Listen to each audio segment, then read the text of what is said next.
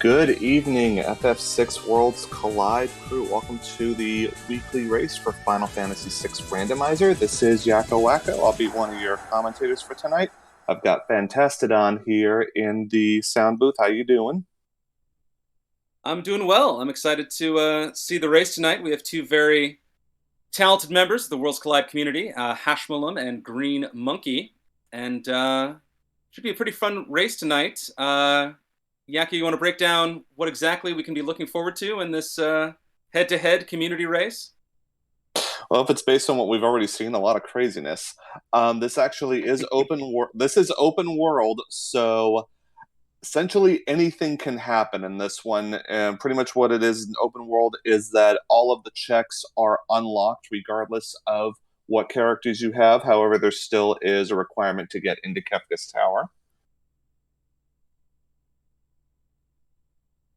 Right, but yeah, open world means it's going to be a pretty intense race. Could be a very fast race. I expect to see both our runners doing a lot of very... Oh, Hefe saying it's character gated now. Oh, so they've changed. Okay, so it's no longer open world. Okay. That's all right. Things come at you fast when you're dealing with Final Fantasy VI Worlds Collide, especially this extra special Saturday night community race. So we'll take a second or two to figure out what exactly we have to look forward to. But I know for certain what we'll have to look forward to is a very exciting race between two very accomplished runners. We can see some of the flags on screen right now, as Green Monkey is showing us that they will start with two party members. One of them is guaranteed not to be Gogo Umaro. It is character gating, so the more or less standard flag set that most of us play Worlds Collide on. And beyond that, we will do a little digging and figure out what exactly we have in store. But if it's a surprise for us, it'll certainly be a surprise for the viewers at home. So I hope you stick with us and see what Final Fantasy VI magic we get to concoct tonight. This is actually my first time comming with the version 1.0 up, so this is definitely going to be a new experience for me, checking this out. Yeah, for those who don't know, version 1.0 of the Worlds Collide Randomizer is out, and it is a marked change from some of the previous versions in a few ways, one of which is, well, actually a very welcome change, as we have this lovely new, even more detailed intro screen showing us the objectives, the flags. There's also objectives now in the game, for those who may be familiar with Final Fantasy IV Free Enterprise or some other randomizers. Instead of just the pure character gating that Worlds Collide had before, we now have fun objectives that can be completed that are, like so much else in Worlds Collide, very modular. The particular objectives, how many there are, what exactly they unlock, will change from seed to seed. So looking forward to seeing what those objectives may or may not be. All right, we're going to get started in about 45 seconds, but before we do, we want to give a special shout out to Drew, who jumped in at the last minute and was able to make this all possible. So show your love for Drew in the comments. Absolutely. Huge shout out to Trulith for doing the hard work of restreaming this race. Yakko and I, we just get to yak, which I think we both enjoy doing. So shout out to Drew, shout out to the racers for bearing with us for this slightly delayed start, and can't wait to get going and see what we have to work with in this exciting head-to-head community race. And we're going to get started in 5, 4, 3, 2, 1.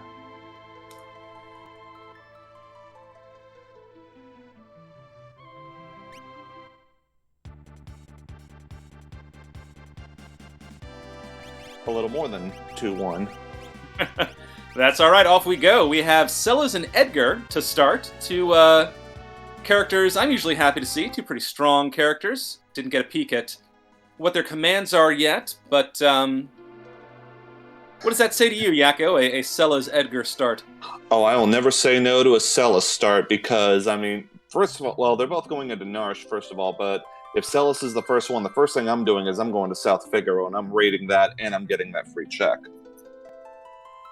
Absolutely. Love to hit South Figaro early on, even without a Celis, and having her is just the cherry on top.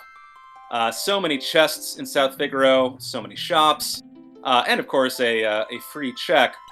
So yes, definitely expect both our runners to hit South Figaro earlier rather than later, though at the moment they are doing their very first, not even check of the game, just sort of sweep of Narsh, hitting those convenient chests, hitting these convenient shops, seeing what some of the shops have, perhaps making notes for later.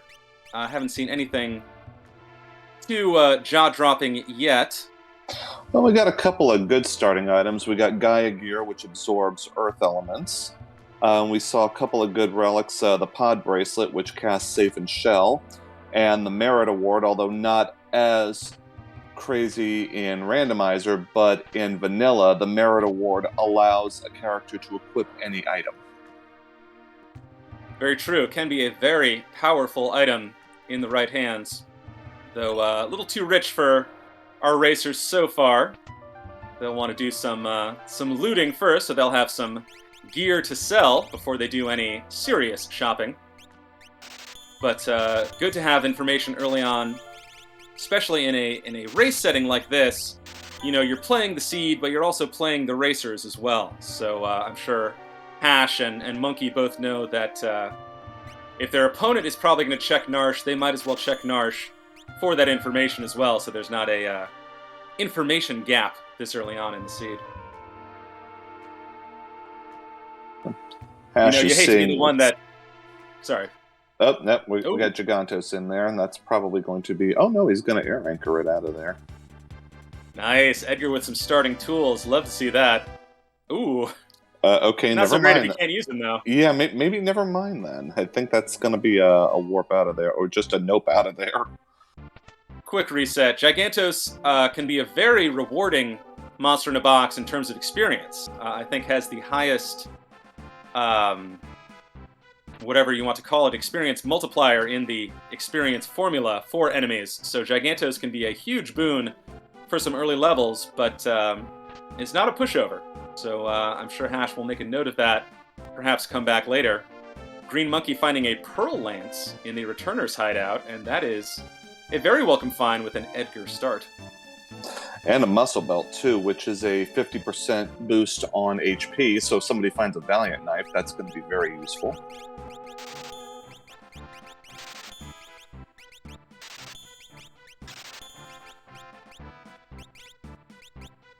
Absolutely, as both runners continue to take the same route early on. I'm sure we'll see some divergence eventually, but this is sort of the generally understood opener for most Worlds Collide seeds, is checking Narsh, checking the Returner's hideout, checking South Figaro, and then we'll see where our runners go from there.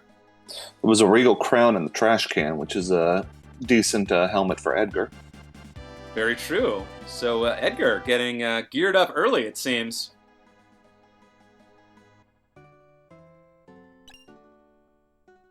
All right, now we're getting our first look at South Figaro. Of course, in Randomizer, you can actually check these spots on the outside world in both the World of Balance and in the World of Ruin. Yes, indeed. South Figaro, the town that keeps on giving. Dragon boots, as we see for sale in the relic shop. But as you mentioned, yes, both World of Balance Figaro and World of Ruin Figaro will have unique treasures in their town map. And World of Ruin is definitely going to be worth checking out, especially with an Edgar start, because if you have Edgar as the lead of your party, all items are half price in World of Ruin South Figaro. Yes, indeed. As we see our first divergence of the seed thus far, our runners are in mirrored versions of South Figaro. Green Monkey is in Balanced Figaro. Hashmoon heads straight to Ruined Figaro. So we'll see if this divergence leads to anything interesting. Hash finding earrings for sale, always welcome. I guess he heard there's a sale going on.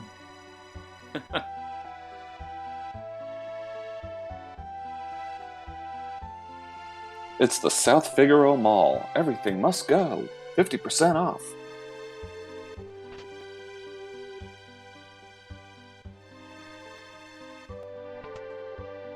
Yes, indeed. Can be really advantageous if you find some big ticket items in the weapon store or armor store in ruined South Figaro.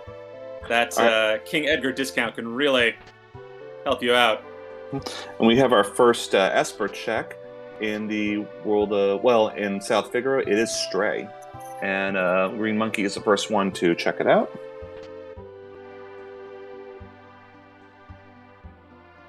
Yeah, finds Stray. So first Esper down, also finds a Genji glove. Can be extremely useful in the right hands with the right gear. Finds Now, a chainsaw for that tools using Edgar. free chainsaw, free crystal orb. Not too shabby. Crystal orb, could be better, but actually, if you have a morph user, that actually would be useful. That is true, and a second Genji glove in the sub-basement, as well as a second drill. So, Seed really wants to make sure our runners have the goods. Of course, we are a ways away from making optimal use of that Genji glove. We still need to find 2 worthwhile weapons. Hash buying some pearl rods. Perhaps gonna break some rods on early bosses. Yes, that's definitely good. God, all these tools on this one. Wasn't there a Seed of the Week a couple of weeks ago where everybody practically had tools and there was no tools to be found?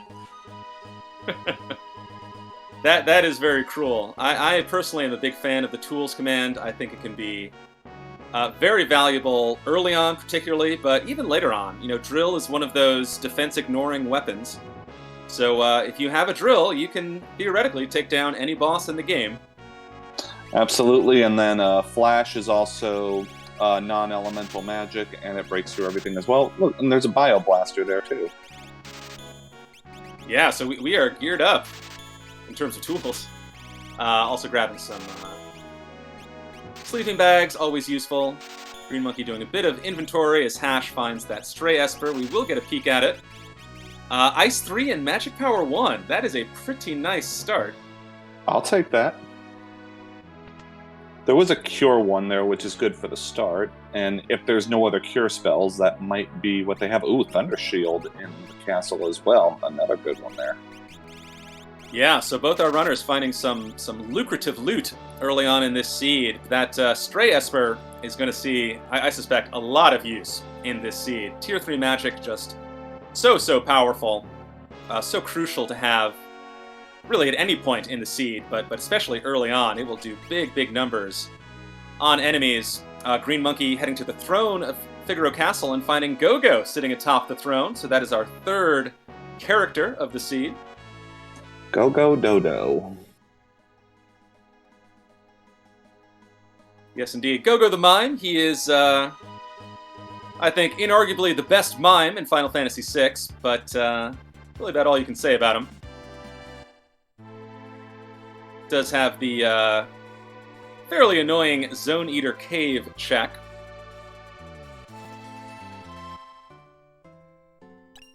Green Monkey's going to go ahead and see if he can get some discounts now.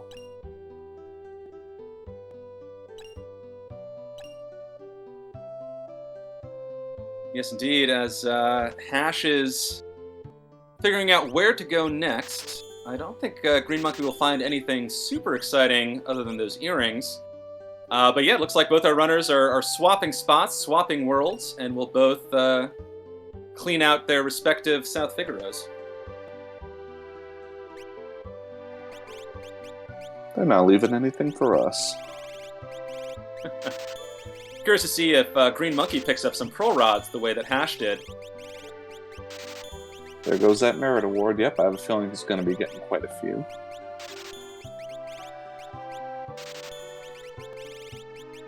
Ooh, some poison, some pearl. Yeah, blowing it all on breakable rods. Of course, the breakable rod flag is off in this particular seat, but I think that only applies to fire, thunder, and ice rods. The less common pearl and poison rods still available, as we see, and both runners making use of that, grabbing some pearl rods early, hopefully hoping to break some rods over the heads of early bosses and deal with them. Oh, we did get some, we found our dried meat in the, is that the World of, well, Hash found the dried meat. I think that's World of Balance. That's balanced South Figaro, yeah.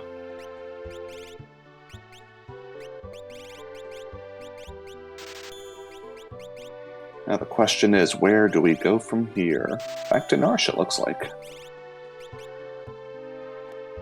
Hash heading back to Narsh, perhaps doing some early grinding.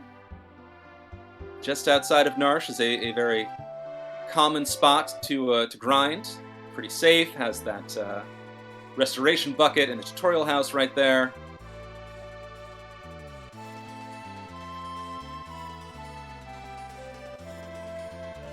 Or perhaps going back for another round with Gigantos. Hash does know who is in that monster in a box, and there he goes, yes, taking on the big brute.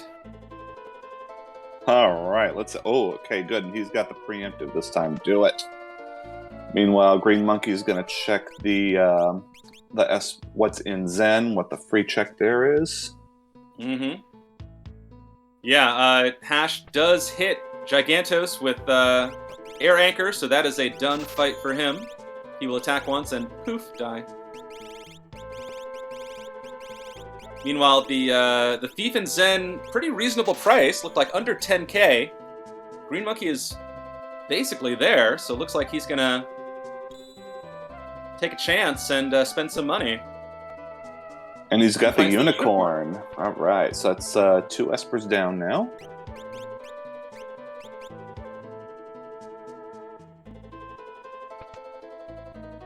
With 2 Espers and 3 characters in our first 12 minutes of the seed, Green Monkey on a pretty fast start. Oh, I guess there are rods for sale in the shop because I see some ice rods there. And it must be Zen. They probably changed it all on us when we weren't looking. There was a bit of a last-minute seed change. So I think that's fun. You know, Yakko and I in the booth are following along with all the viewers. This is our team building challenge for the night.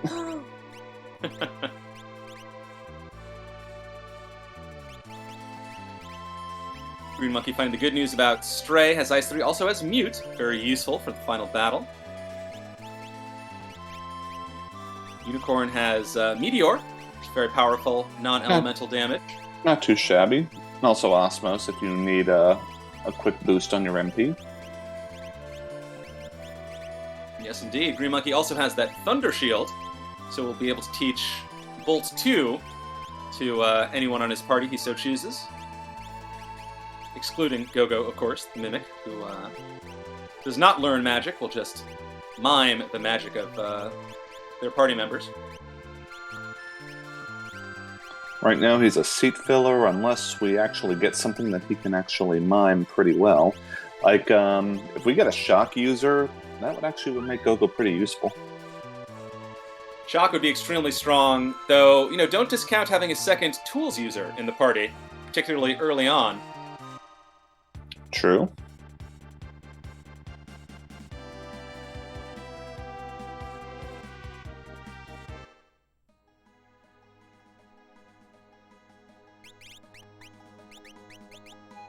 As Green Monkey is heading into Figaro Cave?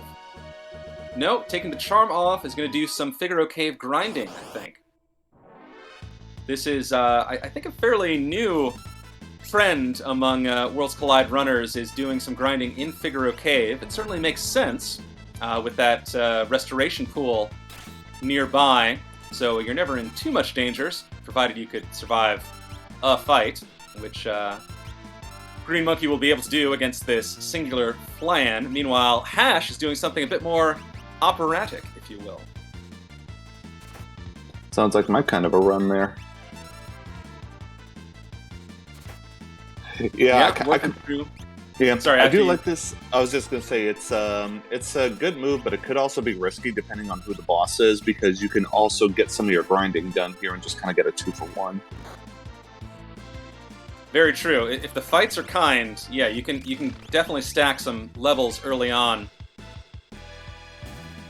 Something interesting about the Opera House that I've sort of realized more recently, and I'm sure more experienced runners have realized eons ago, is that it is basically the Burning House. Everyone likes to rag on Strago checks, saying the Burning House is such a pain. Opera House is more or less the same thing. Has fixed encounters that you theoretically can avoid, but in practice never do. Has a boss fight at the end that you can't save before. It is a risky check, and can be a lengthy check. So we'll see how Hash does.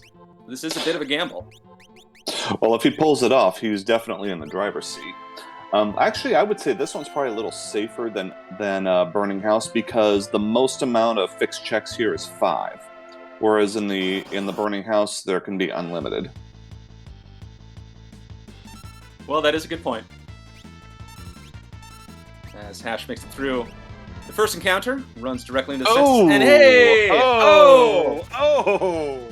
Gigantos is back and he brought a friend! Oh my gosh. Get those heels going. Oh dear. Oh boy.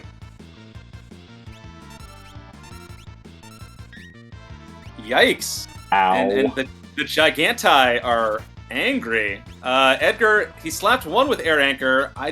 We'll see if Hash's Edgar can survive. Wow, some excellent blocks, excellent parries. Oh, with Celis down, if he could pull this off, that's going to be some massive points for Edgar. Yeah, absolutely.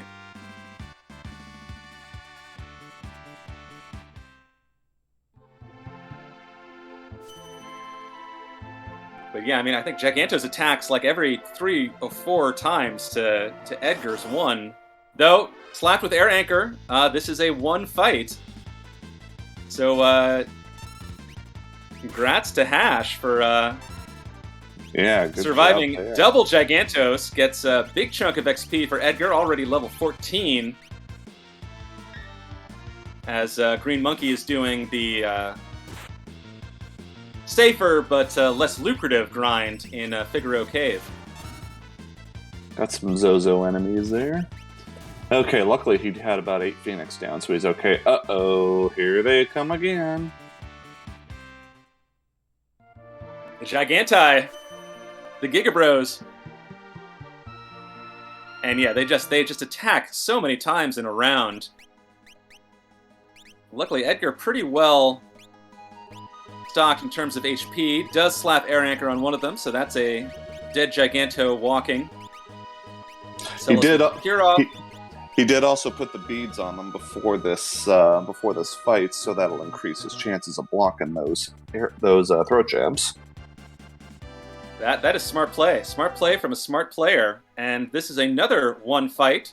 So Hash is going to reap some rewards in terms of experience, but Green Monkey right behind him.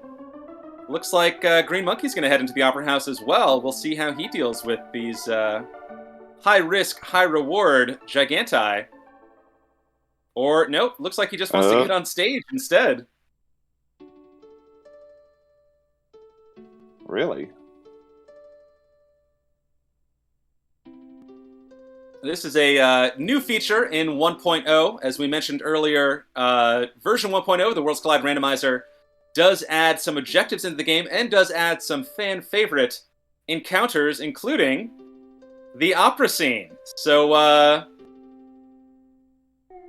we're going to get some beautiful opera music as Green Monkey sings about his hero far away now, and Hash continues to progress through the rafters of the Opera House. All right, karaoke time. Yakko and I will not be singing along, but I encourage everyone to sing along at home. If I weren't on a mic, I may try to sing.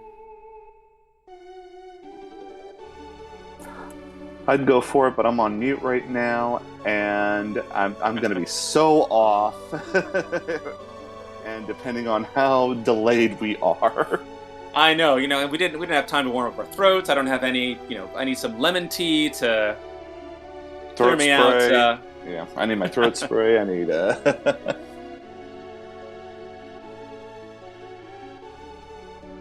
And again, we are, or at least I certainly am a bit in the dark in terms of the flags of this particular race. It was sort of changed up at the last minute, so I assume this must be required. Otherwise, why would he do it? But,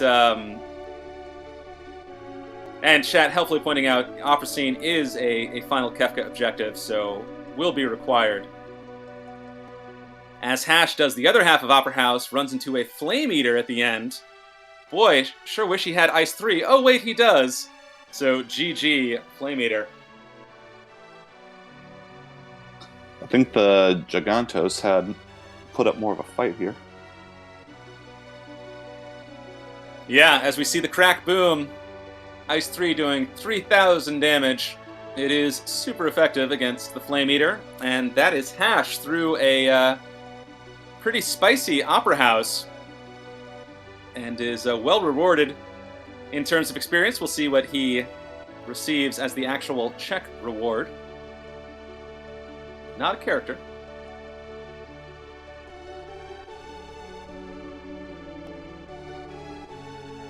Now, in this new version, do you get something for doing the Opera House as well? If it is an objective. So version 1.0, all of the core rules are the same as previous versions in terms of character checks and that, but you can set particular objectives for particular checks or particular quests. I believe the Opera House counts as a quest.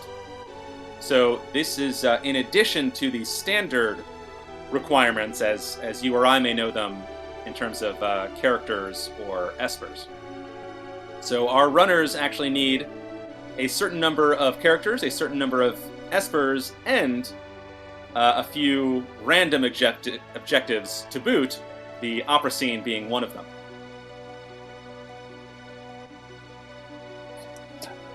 Actually, it was Siren that was the Opera House Esper there, which Hash got.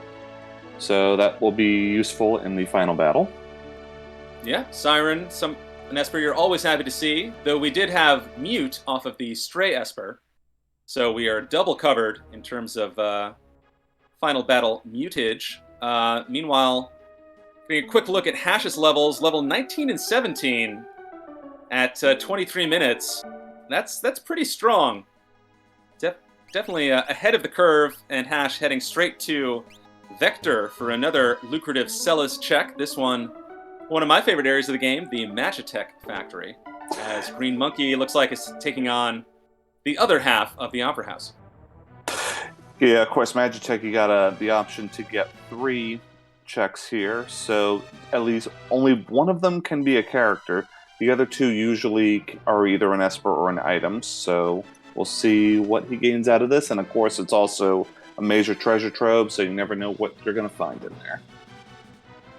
Definitely, a lot of treasures, a lot of very convenient treasures. Sort of chests that are just 1 or 2 steps off of your path.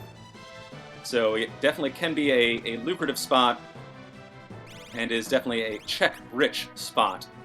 And I'm sure everyone running this particular community race will check the Magitech Factory sooner or later, so Hash thinking, why not knock it out soon, as Green Monkey runs into the Giga Bros. Ooh, and he is not having as much luck with it. Yikes. And ouch. Yikes. That's a wipe there. Ugh. Good thing he saved it.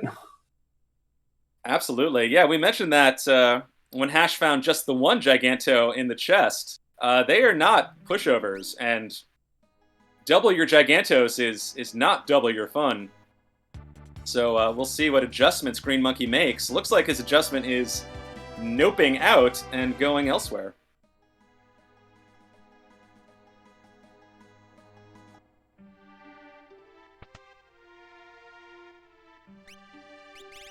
Green Monkey heading to Albrook to check some more shops, check some more chests. Meanwhile, Hash riding along the conveyor belts of the Magitech Factory and about to take on the first boss of M-Tech. Yeah. Skip most of those checks and just went straight to the bottom. Going in without saving, that can be risky unless it's just Ultros. Just an Ultros. But looks like Ultros 4, so we'll have to deal with the mighty Chupon as well. He's taciturn, but terribly powerful. I personally am always happy to see an Ultros. I love our 8-legged purple friend. Never tease the octopus. Always like to see if I or runners in a race will collect all 4 Ultros fights in a seed. And we're pretty early on here, so we could be seeing the Ultro Quadro, as I have now just named it in my head, the 4 Ultros collection. The Ultra Quattro. Collect all 4 at participating McDonald's. Yeah, right. There's a but free obviously, fire no rod problem for there. Hash. Got a free Yeah. fire rod in Albrook, so that's nice.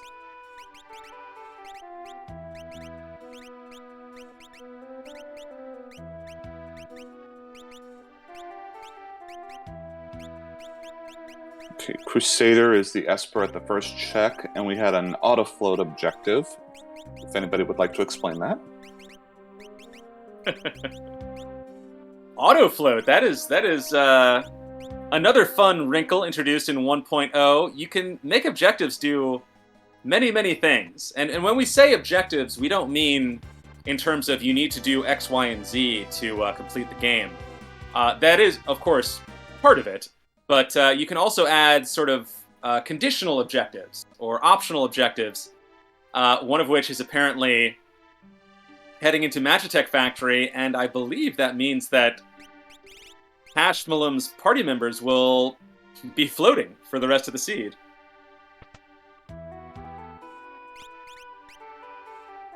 As we find OMG. Here we go. Let's see. Well, I mean, he was able to get all those Gigantos. Maybe he should be able to pull off Goddess, I think. With Ice 3 doing a fair chunk of damage and that Thunder Shield that... Well, I'm not sure if he has it. Green Monkey certainly has the Thunder Shield. I suspect Hash does as well, but it's certainly not on Cella's. Also, Autofloat will not do much in this battle. But, oh no! Oh, he's got the Pearl Lance on. And of course, you're going to get a quad Dragon Horn on that one. Of course. The game knows. Yikes, and double slept, and that is a quick restart from Hash. Goddess is a big ol' pain. He is a very tricky boss, and as we saw, things can go south very quickly, so Hash is going to do a quick little... Oh, in fact, it's going to bounce out, says no gracias to Magitech. He's done. Hash says hashtag nope. Yeah, right. So that is both of our runners have noped on a check thus far.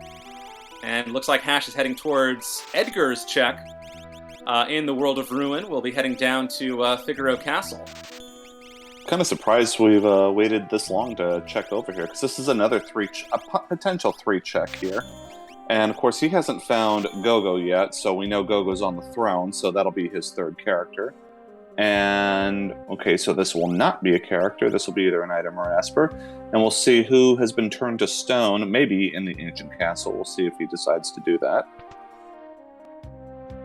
Yes, indeed. Hash will be working through these for the next few minutes as Green Monkey is heading to Thamasa to do a little shopping and looting. Green Monkey sort of got burned by that opera house and decided to do a little more shopping and looting to power up his party. As we see, Green Monkey's party only level 9, so has not benefited from the dual Gigantos experience bombs that Hashmalem picked up. So it'll be interesting to see where he goes next as Hash continues heading down to the basement of Figaro Castle to fight whoever is hiding out at the tentacle spot. Wonder if he knows about the air anchor trick, although I don't think he really got a chance to do it. Finds an enhancer. Very nice find for a magic caster. And I suspect that is what Cella's will be for Hash's party for the remainder of the run. Again, finding that early Tier 3 magic in Ice 3 really points you to wanting to have a dedicated magic caster. Well, she's already at like 61, so that's definitely... Awesome. And, oh, Chatternook. Oh, God. Womp womp. And me without fire. But at least with that Thunder Shield, Edgar should be okay. That is true. There is a certain subset of bosses in Final Fantasy VI that I classify under more annoying than difficult, and Chatternook is one of them. Chatternook certainly can be annoying with the bolt magic that instantly drops Celas. This is not a freebie. Case in point. I immediately take back my words. Maybe the Chad is annoying. Or maybe is difficult. Certainly is annoying. Though it does it's time for that Pearl Lance to shine. Okay, maybe he doesn't have the Thunder Shield on.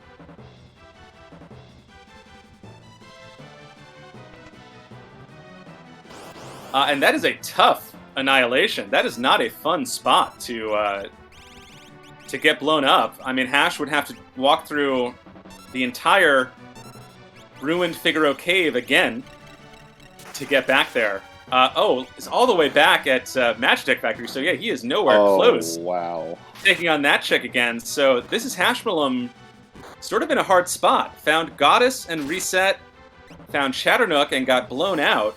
So where does he go next? Looks like he's following what Green Monkey did, is heading to Thamasa for more loot and more chance at some useful shop items.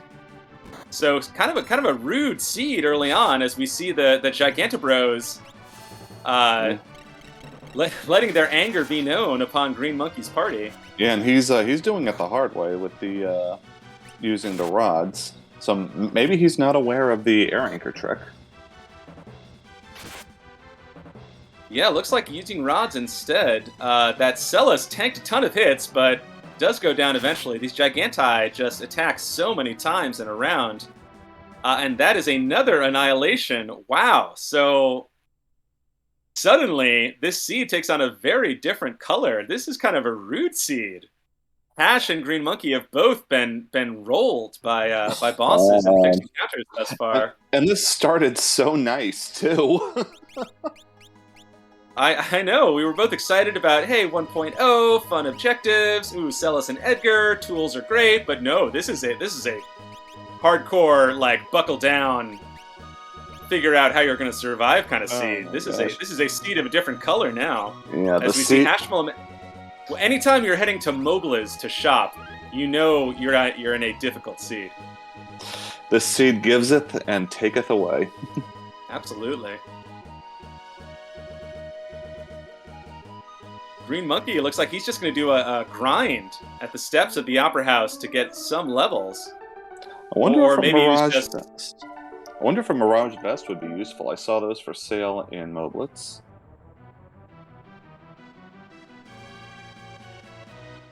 Well, we did see Hashmalum get through, so Green Monkey definitely has the, and I mean this in both senses of the word, has the tools to get through these fights. It's just a question of execution and RNG. But Green Monkey heading back in round 3 at the Opera House now. And we'll see how it goes. It's the Opera House. It's technically Act 3. Thank you very much. Yes, Act 3.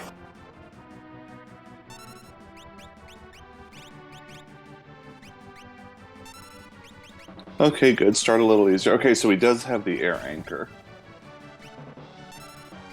I believe the air anchor was a starting tool, or was picked up by both runners. So yeah, so Green Monkey has, again, literally has the tools he needs, as Hash is undaunted, wants to take down the Chad, the big Chatternook, and is heading back into Figaro Cave. So this is always interesting to see as a viewer, as a commentator. Both of our runners have taken pretty significant setbacks early on in the seed, so I suspect they'll both be maybe playing a little riskier, a little more desperately. We, of course, as viewers, know that they're both more or less equally set back, but in their minds, they may be very behind and they may be taking some risky plays, some desperation plays. Could be fun to watch as this seed unfolds. Okay, he did get that air anchor off, so the one's going to go down right now. But he's going for Pearl Rods on the other one. Yeah, it is breaking some rods. You know, I might as well use them when you can. And is rewarded in a huge dump of experience. Get those points, get those points, get those spells. Get that healing on. As we see, yeah, his party leaps up to level 17, will be much better equipped to take on the subsequent fights in the Opera House rafters.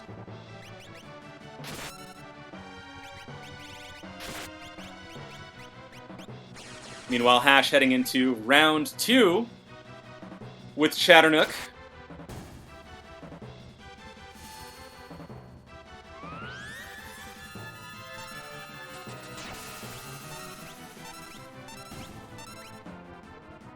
And we'll see how this goes as Green Monkey, yeah, throwing rods at the Gigantos.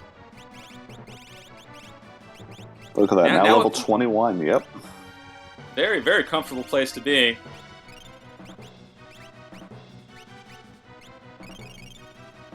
That is a good question. Why not air anchor with Go-Go?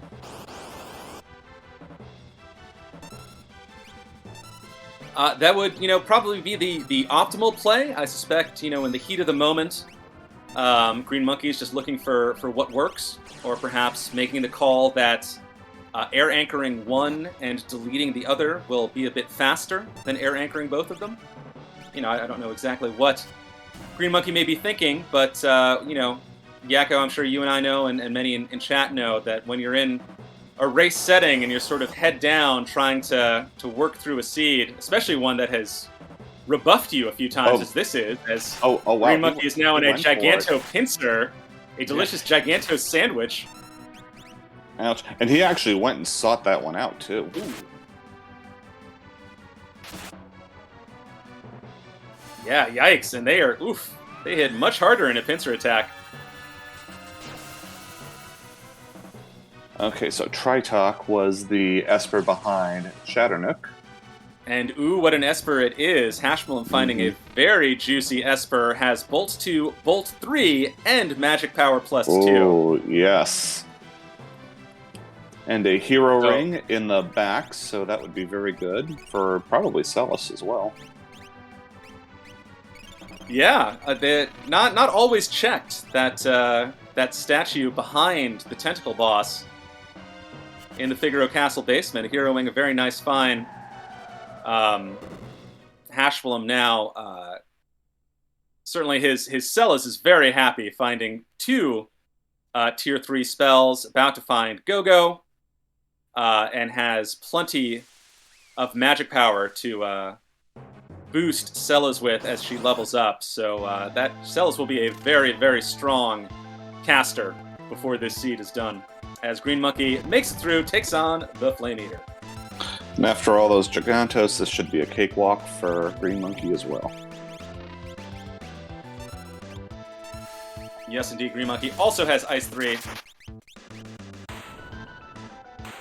Also does big numbers. And takes down the Flame Eater, crack boom. Oh, how do you like that cheap Thunder Rods in World of Ruin Figaro?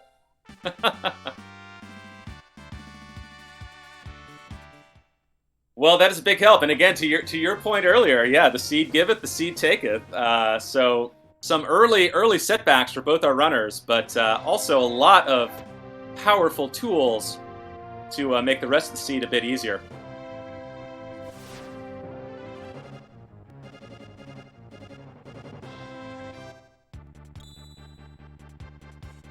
Julith in chat pointing out that these are random tiered shops in this particular seed. So, there's the Thunder Shield that Green Monkey found. There it is. Yep. Yeah. That's right. Because Green Monkey went in there first. Just got Go-Go got out. That's where it was. Okay. Also, I like that Edgar literally says, "Shut up and take my money," to the shopkeepers.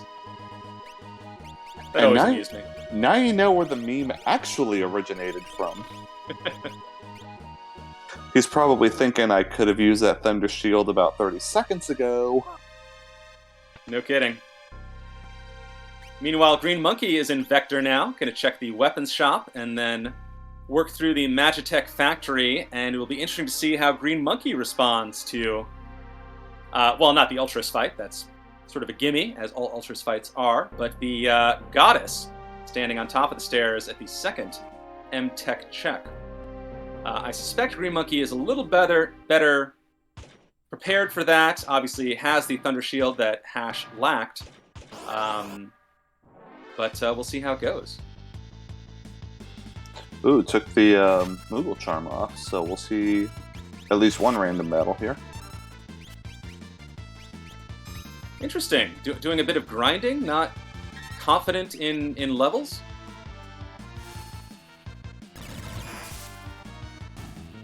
I don't know. Why that may be. Maybe he's trying to get some spells before these boss fights. Perhaps, though does throw the charm back on. Or maybe he just forgot to put the charm back on. Okay, so we're going to see a couple of these chests here. Red Cap, that's a pretty good helmet as far as helmets are considered. It gives 25% HP boost. Yeah, meanwhile, Hashmalum finding a Master Pug in the Monster in a Box check in the Ancient Castle. We'll be noping out of that with a Smoke Bomb. Yeah, it's just a greatest for beating it, and it's can be a heavy fight there sometimes. Yeah, not a fun fight and not a very useful weapon as a reward, so makes sense that Hash is skipping that. A white dress can also be useful for Celis, because that's another +5 magic power.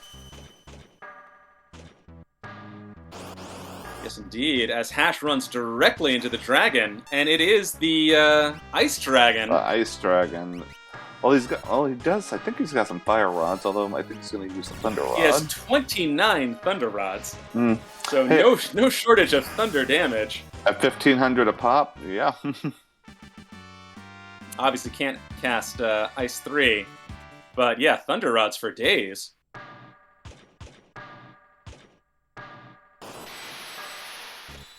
Unfortunately, Celis is frozen at the moment.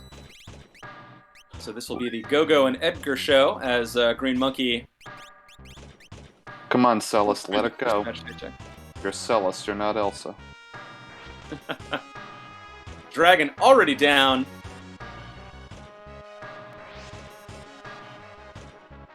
That is a dragon in the books for Hashmalum. And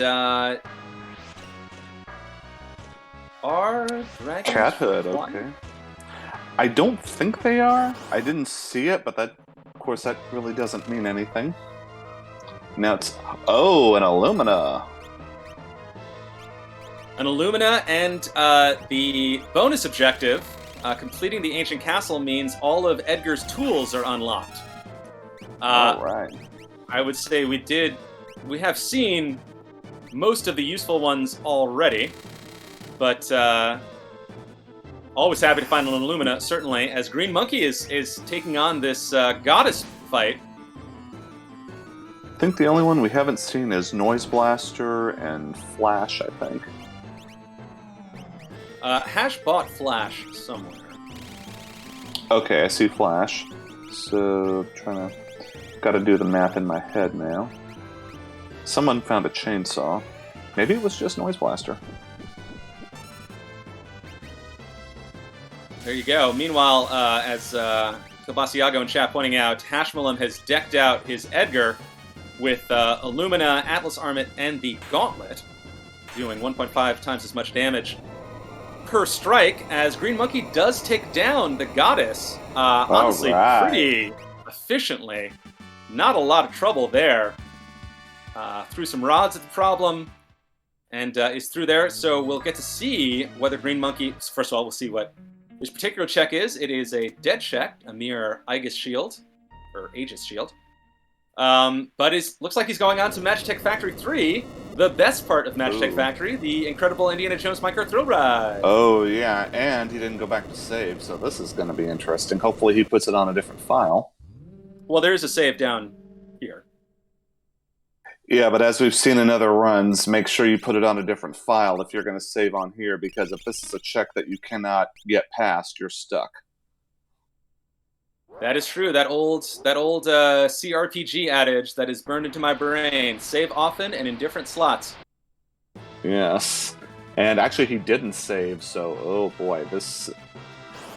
Well, Well, let's hope again, let's hope as I this is a mentioned smooth earlier, ride. We're hoping for a yeah. smooth ride. And in my case, not the easiest, but does have the tools to take them down. As I mentioned earlier, again, both these runners had early setbacks in the seed, so they may both feel like they're behind, and it will be interesting to see if that affects their play, and certainly saving less often than is safe may be an example of that. Meanwhile, looks like Hashmalum is doing Gogo's check, gonna get engulfed by a Zone Eater. Yeah, it's looking more and more like Zone Eater is going to be progress here, unless it's a Kefka.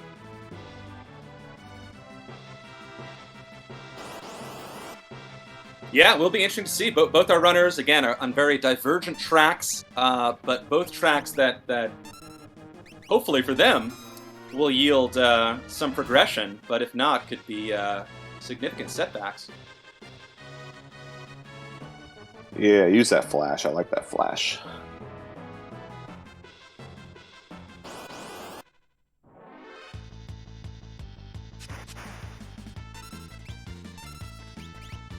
Green Monkey finds a bunch of piranhas at the end of this minecart ride. Can't you just ride past those? Don't they just like pop up on you like a Disney or something? Yeah, you would think, right? And what are they going to do? Just flop around in the minecart? But nope, in this world, you got to take them on, and you got to slog through. Ooh, Flash doing great work there. Got to slog through the waves of piranhas until a arbitrary time has passed between, I think it's 10 and 60 seconds. Used to be 30 and 90 back in my days when we had to walk uphill both ways to finish the seed. But yeah, going to be burning through these piranhas until we find the purple piranha boss at the end, whenever that may be. Meanwhile, Hash dealing with not technically a boss fight, but definitely one of the most challenging elements of the game, these conductors on this rickety wooden bridge. And there goes number 2.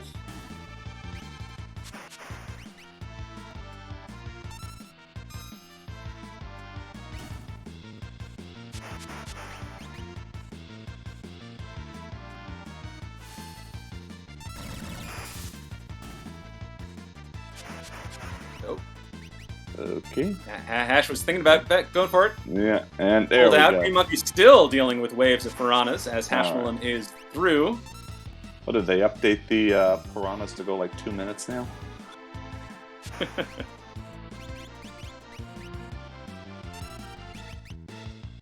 And there's the Rhizopause, so Green Monkey has made it through the waves of piranhas as Hashmalum is dealing with this instant death falling ceiling. Oh, very clutch by Hashmalum finding the hole in the ceiling. I never even bothered with that one. Yeah. I just stay at the chest. I'm like, nope. I'd rather play it safe than screw up. I've seen some strange things happen on that challenge there. So you can definitely get clipped. Okay. Oh, okay. So looks like. Hey. So I wonder if Goddess might be required.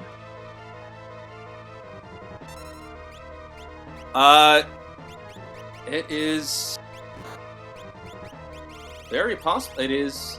No, in fact, I think you're right. We've seen all of Edgar's checks, we've seen all of Celis' checks, and now we've seen all of Gogo's checks. Yeah, the only other option would be Kefka Narsh.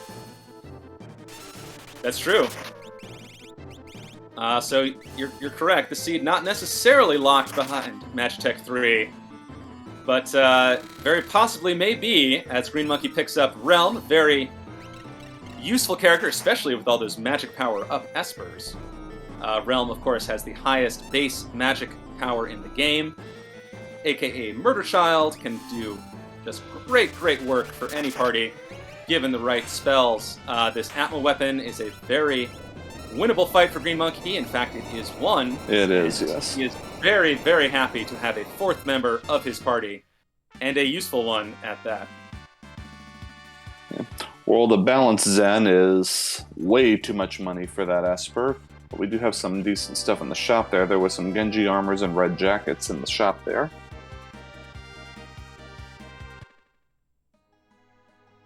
I love a good red jacket. I love any element negating defense, which red jacket does, and of course is guaranteed to be equipable by Edgar. As Green Monkey does a bit of Esper juggling. Definitely want Realm learning those tier 3 spells. Oh yeah. And Hashmalum is feeling the vibe of this seed. Feels like he has to go back to Magitech, and will be very happy if he does so, if he makes it all the way through.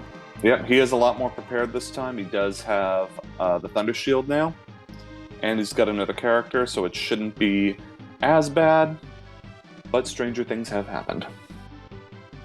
Very true, as we see Green Monkey working through Esper Mountain, which has a Sabin at the end of it. Another very welcome character. Sabin famously has the most checks of any character in Worlds Collide, and you're always happy to see him if you have more checks to work through. Doulahan, the skeletal chariot rider, who is mysteriously not weak to Pearl, always bugs me. But that's neither here nor there. Very winnable fight for Green Monkey as Hash continues working through the Magitech Factory.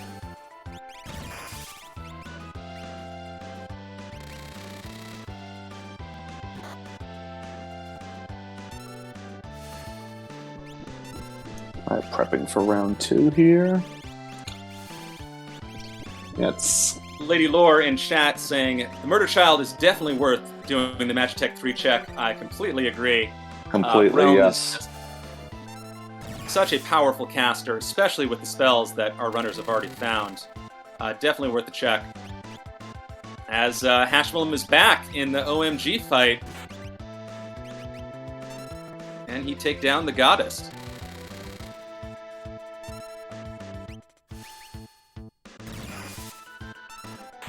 I think it's definitely a lot more winnable now. Oh, especially with that, I think he's got the Illumina as well. He does have Illumina Edgar. So this is actually, I guess, our first chance to see what it looks like. Though, of course, he's not going to use the fight command against Goddess, because using the fight command against Goddess means she will give you the old love token. And that is not a debuff you want to have on a party member. So I guess we'll have to wait one check longer to see this gauntlet. Oh, down she goes. Yeah, Goddess is down. Hash is through. Will he check Magitech 3? I imagine he almost certainly will. Yeah, he's got to at this point, because it's either that or you go to Kefdet Narsh, and it's like pick your poison at this point. He's already here, he might as well see what's here.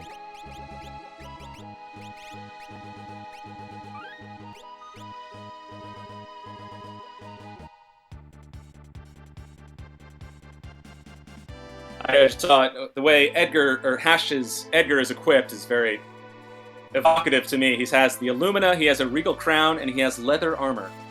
So we see this Edgar with this mighty, the most powerful sword in the world, the rightful crown of the King of Figaro, and just some leather scraps.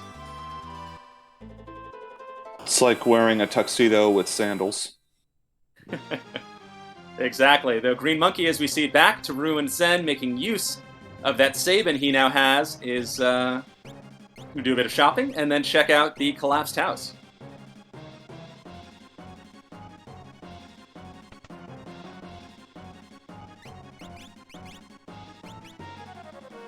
There's a kid on that house. Oh wait, but first I gotta do some shopping. Yeah, right. Oh, and it is a character. It is Mog. All right. Holding up that house all by himself. What a brave little Moogle. That Moogle always finds itself hanging somewhere. That's true, isn't it? Is Katana Soul here? No. That's just points. Nope, Stalkers are a vanilla monster in a box for the Collapsing House. Exists to waste your time and wind down the countdown of the Collapsing House before it collapses. Hash is working through the minecart thrill ride, taking on these very winnable Tuskers, and of course the Piranha fight at the end of it.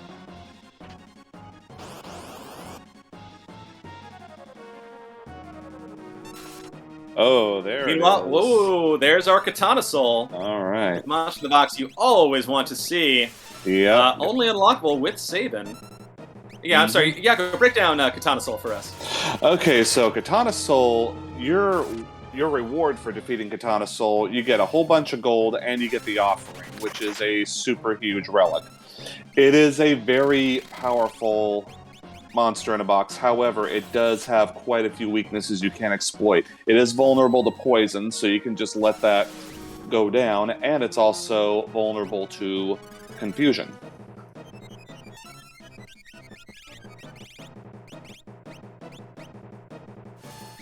And then once its HP gets low enough, it'll power itself up, which will increase its evade. Or you can just see that and it will just kill itself. And down it goes. Very nice.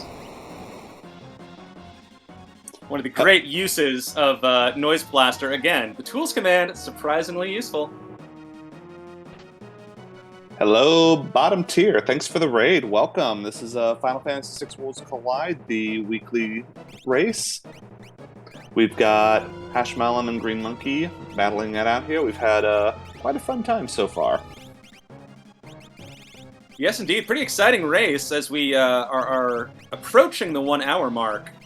We still have a long ways to go. Hashmalin taking down that Piranha fight as Green Monkey does find a second Thunder Shield in the Collapsing House. So Collapsing House is pretty stacked. Very smart check on Green Monkey's side. Meanwhile, Hash is through the minecart thrill ride. We'll be taking on Atma Weapon at the end of this, and we'll be very happy to find Young Realm as his reward. And there she is. Number 1, happy to find Realm, and number 2, happy realizing he doesn't have to go to Kefka Darsh. That is very true. Although the question is, will Green Monkey do it with Mog now, and just do a 2-for-1? Well, as we see, Green Monkey has unlocked the final Kefka fight. With it is a very low threshold, this seed, apparently. Ooh, grabbing Mirage Fest is very clever. So essentially, he's in grind and go mode at this point. Yes, indeed. Though he does have a fair bit of grind to go. I mean, I don't know about you. I usually like to be mid-30s-ish before I take on KT. I don't think Green Monkey is quite there yet. I think he's like around 30-ish. Well, one thing he definitely can do is he can go to the Opera House and get that dragon, which I think he is doing. That'll definitely boost his experience up and will give him a chance at a couple extra items. That's true, yeah, and as we see, he is 32, 32, 30, 30.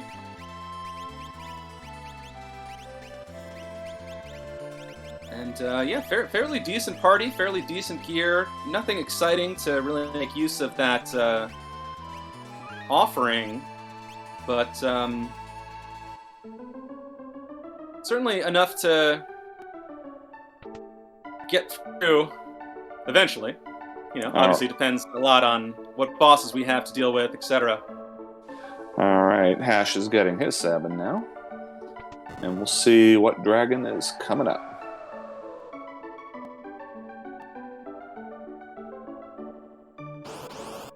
Yes, indeed, as Hashmalum is taking on Doulahan.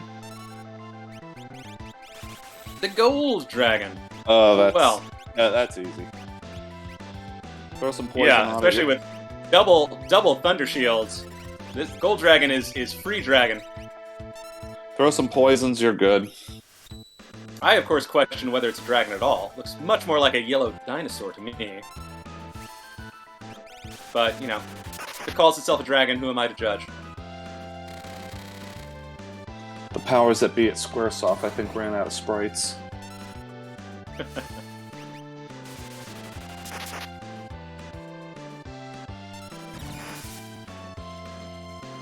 As Hash is through Esper Mountain, picks up his Sabin. Wonder if that's real Sabin gold or with if some that's... pretty stacked stats, it should be mentioned. Sabin with 55 magic power is going to make those blitzes hit extremely hard. Oh, definitely, though it looks like, ooh, Hash is going to turn Sabin into a Dragoon. So that's fun to see. Oh, there's my favorite relic there, the Marvel Shoes. All right. That's definitely going to help in the final fight. Yeah, Marvel Shoes is essentially a combination of 3 relics in one. It's a pod bracelet, a cure ring, and the running shoes combined.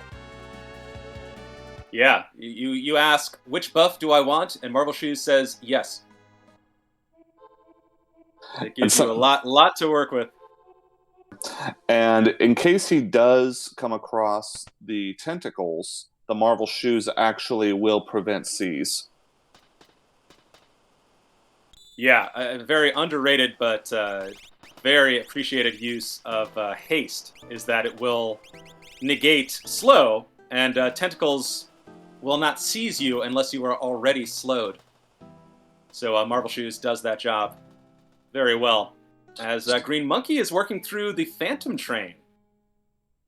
Okay, all right, and we got Shiva to start off there. In fact, Hashmalum also in the Phantom Forest. So looks like both our runners are taking a train ride. Sounds like fun to me. I'll be in the dining cart. I would imagine this is one of the objectives. Perhaps this opens the KT skip. Otherwise, maybe it's a gentleman's agreement to work through the train. Maybe they just both have a hankering for a luxury train ride through the Phantom Forest.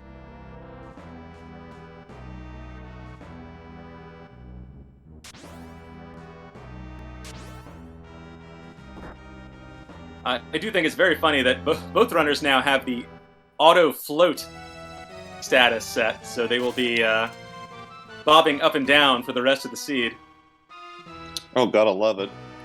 Let's see what the Dirt Dragon has to say about that. For those in chat wondering if Suplex the Train is an objective, it is an option for objectives. But the Phantom Train boss is not guaranteed to be the Phantom Train boss. But you are guaranteed to be able to find the Phantom Train in the Phantom Forest in a sort of pseudo-random encounter. Is my understanding. Version 1.0 is very new, so we all have a bit of a learning curve, but my understanding is that this boss is not guaranteed to be the Phantom Train, but you are guaranteed to find the Phantom Train in the Phantom Forest if you take enough random encounters, as we see Hashmalum finding Senor Behemoth. Behemoth Senior. Or Strontium Behemoth, whatever the SR may be. I always like to ask chat what the SR stands for. I always thought it was Super Behemoth.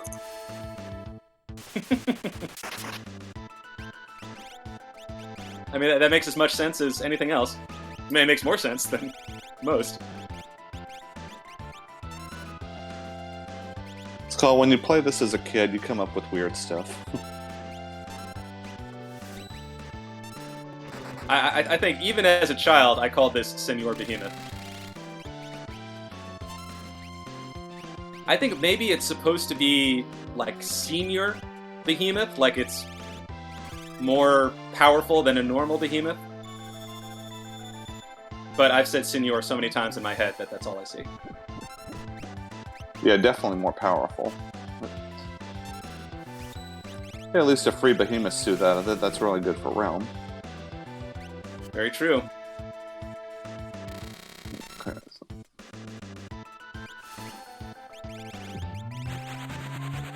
Okay, this is something new. It's here. Hash found the ghost train. So we're gonna get to see everyone's favorite meme. Suplex. Hoo-ah!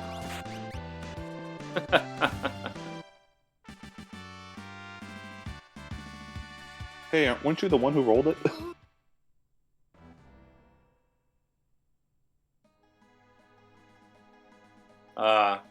I know we all laugh and it's a funny meme suplexing the train, but actually think about it. Think about suplexing a train for one moment.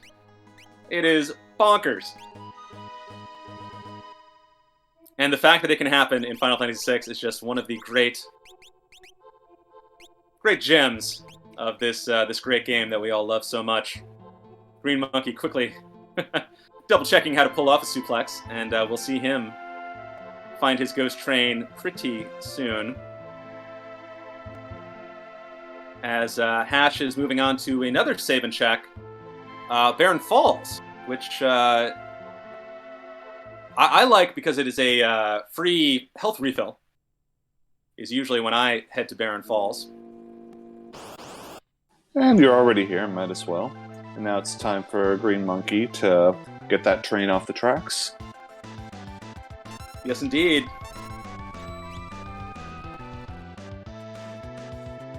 Oh, that's not what you want to find in the falls. Boy, does he have the means? Well, he does have the means to take it out. He's got tools again. Everything dies to drill. Oh, yep, drill and I think that's all he has, though. Well, he's got. Well, I guess he's got pummel. Yeah, he can pummel it. Celis can be your healer, and Realm can do Realm stuff. Well, with vanilla commands, yeah, Celis will be the runic bot for this fight. So that's more or less taken care of. Hashmalum probably won't lose this fight, but he probably won't finish it anytime soon. It's probably gonna. Yeah, we'll be. Yeah, if you want to get a drink, this might be the time to do it.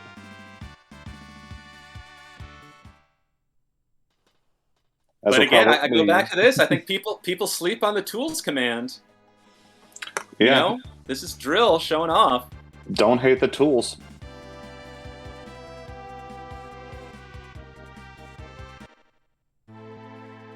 Don't hate the rune either. No, runic very useful though. Though Hash does take a hit. Edgar is down. Meanwhile, Green Monkey is heading into KT. He is done with checks. He is done with exploring the world. He wants to get this over with. And at 1 hour 8:30, he is diving in. Okay, well, 6 characters. Maybe he'll probably do the last of his grinding just going through. Hey, maybe we'll get some toilet Atma.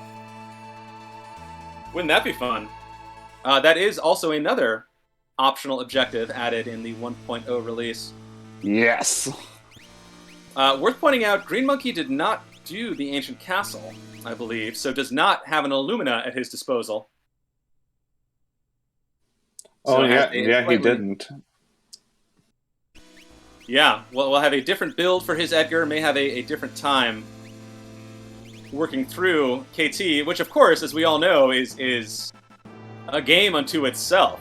Kefka's Tower is the final dungeon of the game. It is the largest dungeon of the game. It has, 5 required bosses, another optional boss, 2 optional dragons. It is physically just a long walk. It's a lot of area to work through. So a lot can happen here in this final dungeon. We'll see how Green Monkey navigates it. To borrow a phrase from Zelda Randomizer, this can be the great equalizer. Very true. It is quite similar to Ganon's Tower, in a way.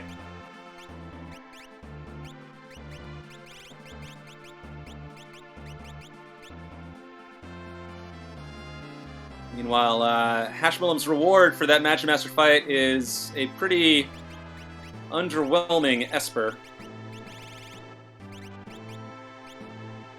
I mean, it's not terrible, but it could have been worse. Of course, the Giganta fights are done, so... Although if you hit Umaro, it's good, because Umaro only uses physical attacks. That is true. As Hash continues to take checks. Maybe he's going for the skip. Perhaps, or maybe the requirement is 6 characters. And he did not do Collapsing House, so he has not found Mog. Meanwhile, Green Monkey finding sort of a French vanilla Atma. This is the quote-unquote toilet Atma, but he has hopped off the pot and is now in Inferno's spot, and I don't think will present much trouble for this realm, which, as we saw, was doing 7k with Ice 3. Murder Child is getting her murder on.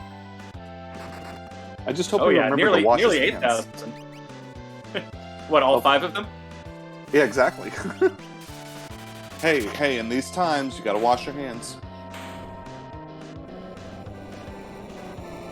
And down he goes. That's what happens when you don't wash your hands. You go down pretty quickly.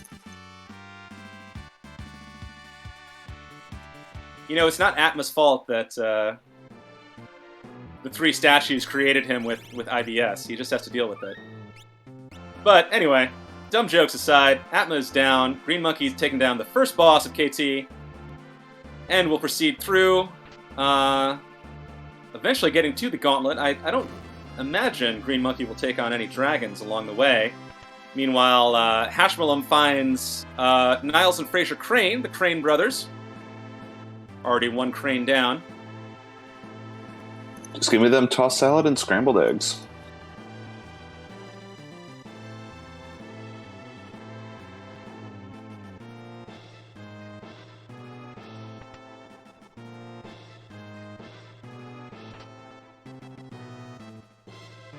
And I think Fraser might be coming back soon, if I'm not... Oh, there's Gal. Gao Gao! Well, that is a 6th character. There you go. Now the question is Gal useful, or is Gal being Gal?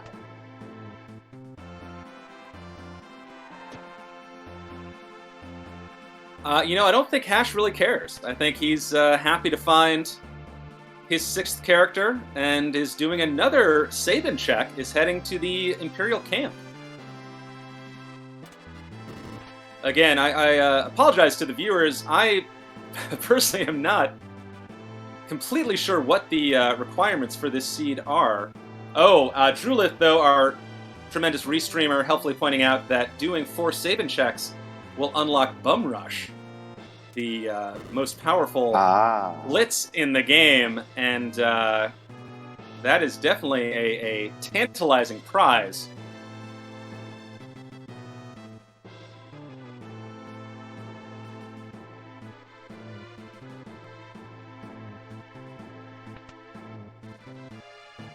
Meanwhile, Green Monkey, working through Kefka's Tower, is dealing with the 3 locks at the moment. As all 3 parties in position will be pushing these 4-ton blocks, and working through this to take on the boss gauntlet before the eventual final battle. Alright, time for some free green cherries here.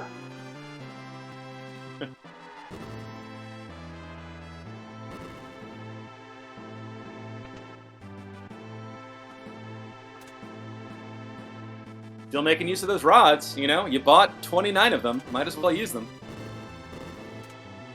Or was that Green Monkey who bought 29 fire rods?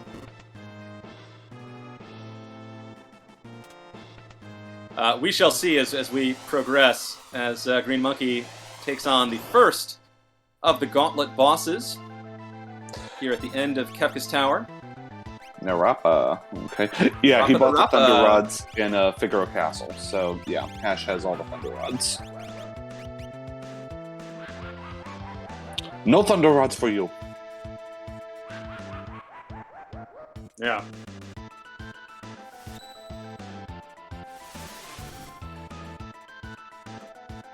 Narapa, not much of a problem. Really only a problem if you only have reflectable spells, which Meteor is not. So quick thinking on Green Monkey should take out Narapa fairly easily. Hospital, I'm running into what can be a dangerous random encounter, though I think his levels are far too high to sweat this too much. But those ninjas can throw stuff at you. Yep. And as you know, we all love the throw command. Oh, of course. It is as dangerous in the enemy's hands as it is in the player's hands. But hashes through, picks up another Esper. Starlight. And he's got his 8 blitzes objective completed.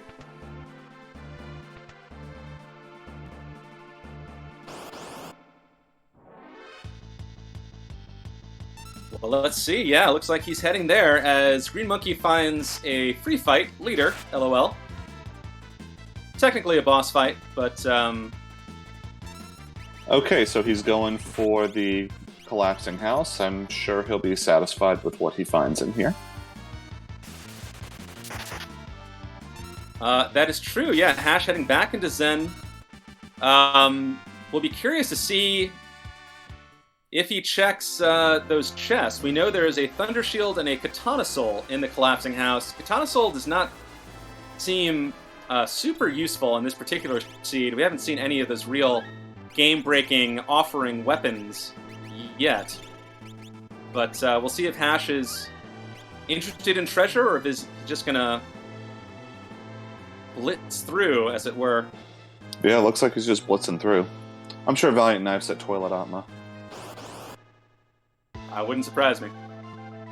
Meanwhile, Green Monkey onto the second of his statue bosses finds Inferno. Another scoop of French vanilla. Inferno can be a very frustrating boss, can be a surprisingly difficult boss at times. Well, it is a Kefka's Tower boss, so... It is true. It is an endgame AT boss, but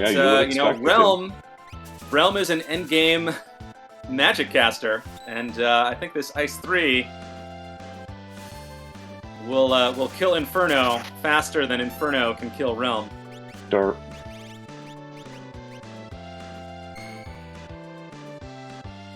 Especially with that Mirage Vest that was auto-dodging, or giving the image status that auto-evades physical attacks.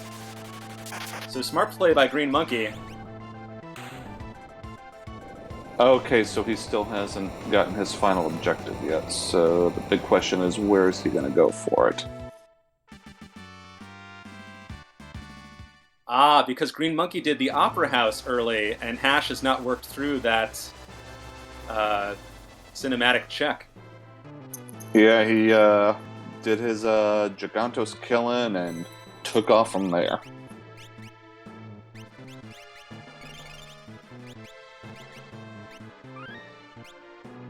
Very, very cool. Very, very fun to see. The objectives really add so much to Worlds Collide, and I get, as you have mentioned, this release is really brand new, just a week or two old, and we haven't even scratched the surface yet of how much this can change the game, how modular we can make our seeds and our races. So it will be exciting to see how this all develops as the Worlds Collide community continues to run events and races and community races like this. But I think a lot of reasons to be excited for the future of Worlds Collide as Green Monkey takes on Air Force, which I believe he has the tools, again, literally, to complete. Drill coming in clutch yet again. Thanks, Dad.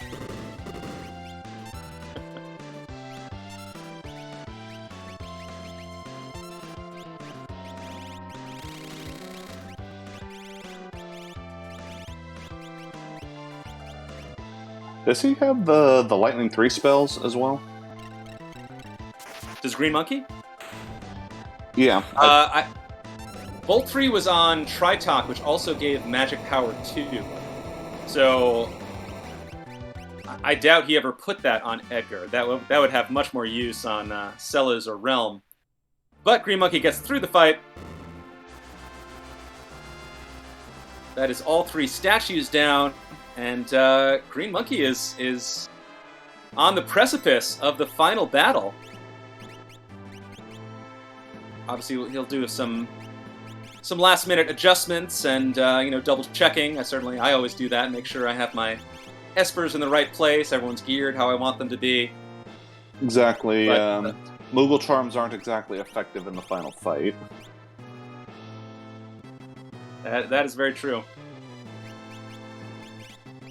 I mean, you can equip them. I mean, I've been known to do that, but as we say in Pokemon, it's not very effective. Exactly. But he's got a Siren, no Calmness protection, so that may be a snag working through this final battle. I think the only thing would be the Mirage Vest if he bought some. I think he did buy some. Well, he definitely has Mirage Vest. Do they refresh between the tiers? That is a good question. There's only one way to I always find thought out. they ran out, but again, I don't know for sure. Drulet's saying they do refresh. So that, yeah. Yeah, there's some things that do refresh on each tier, like if you're condemned, that goes away on the next tier. Mm-hmm. There's a few things that do go away. Something I love about Worlds Collide is I've watched so many races, I've raced so many seeds, and I learn something new every time. I've learned something new tonight. So thank you, Drew. Thank you to both our runners, and thank you for the Worlds Collide community for setting this up and letting me know how awesome Mirage Vests are. Yes. I think I learned that by accident because I found one and I equipped it and I couldn't find any better armor and it went into the final battle and I noticed it was missing quite a bit of things, especially on the 10 hits. So I was like, okay, Mirage Vest is actually pretty good. I mean, they're great. It's definitely good. So Hash, I believe, has 2 Illuminas now. Hash is geared up. I imagine his KT will be faster than Green Monkey's. The thing is, Green Monkey has been in Kefka's Tower for so long, and Hash is, I think he's doing a gout check right now. Yeah, I guess he's looking for that last Esper. Yeah. Finding Senor Redux. Senior Super Senor Supercalifragilisticexpialidocious Behemoth. Yeah, 1 hour, 23 minutes, 30 seconds. Green Monkey is starting the final battle. Yakko, what do we have to look forward to in this mega battle? If you're Green Monkey, not a lot. But if you're watching, well, first of all, so we have 4 tiers. This is the first tier here. You've got the 2 arms and the head. Now, you want to make sure that the arm to the left, I guess, or right, I guess, from our perspective, is the last one, because the head and the other arm do have death attacks if they are the final part of it, and that could knock someone out at the end of this round. So this first part is mostly physical attacks, as you're seeing. So those Mirage Vests are definitely coming in handy. Oh yeah. Tier 1 is definitely the physical tier. So Mirage Vests, any way to avoid or mitigate physical attacks is so useful. It is a deceptively dangerous tier. I know I personally have run Worlds Collide seeds where I'm, I've got my Calmness protection, I've got Mute for tier 2, I'm good to go, and then suddenly, half my party gets punched to death in tier 1, and it's not uncommon to see one-hit knockouts from tier 1, so that is something you definitely got to be careful with.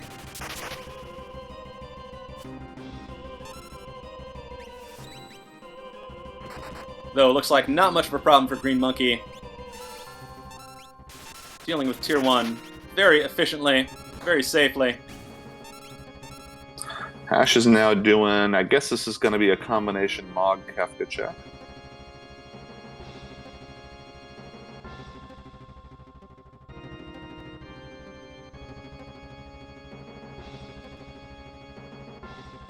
Yeah, we'll get to see the oh so mysterious. Oh no, he's in Ruined Narsh, so he's taking on a dragon. Oh, okay. Oh, it's the Dirt Dragon.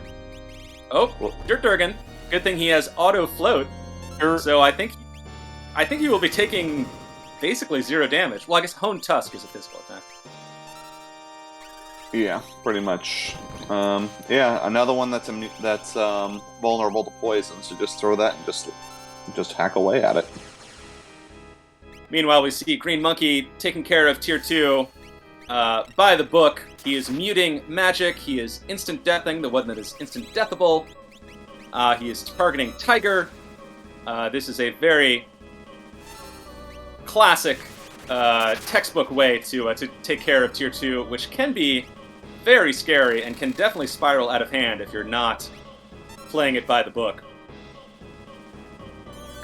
Yeah, especially Tiger on the bottom. That one can be the make or breaker, and especially if you don't mute magic, then anything can happen in this tier.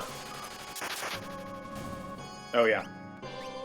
Hash picked up a cat hood for killing the Dirt Dragon, and oh, what's this shuffled? What's going on here? Is this even randomized? Pry talk. Now imagine if you got the Tri-Talk Esper, but we know that's not going to happen.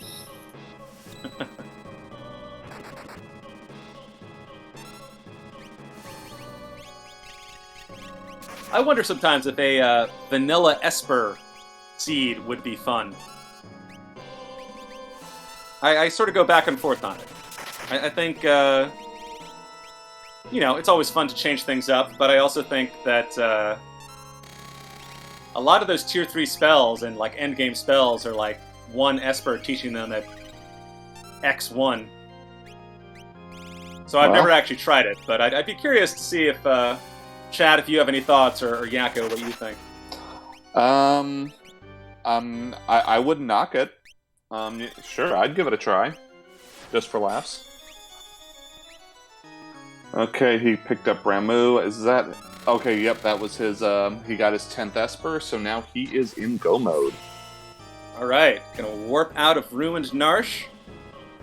And I think we'll be very eager to head into Kefka's Tower, as Green Monkey continues to take care of Tier 2 of the final battle. He's got those 2 casters, dropping big numbers. I think it's just hit left.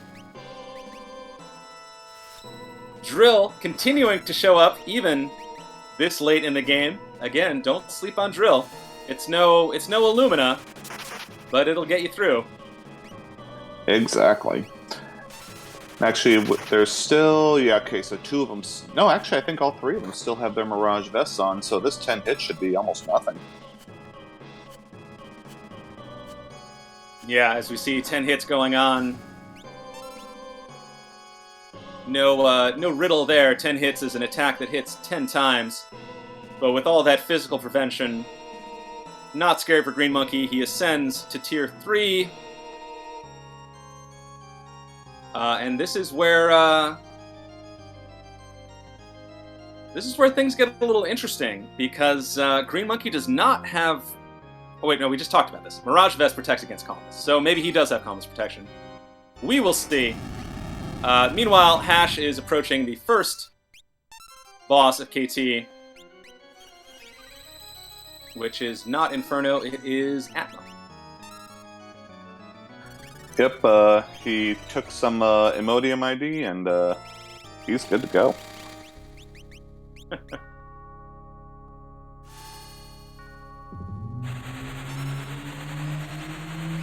But again, don't forget to wash your hands.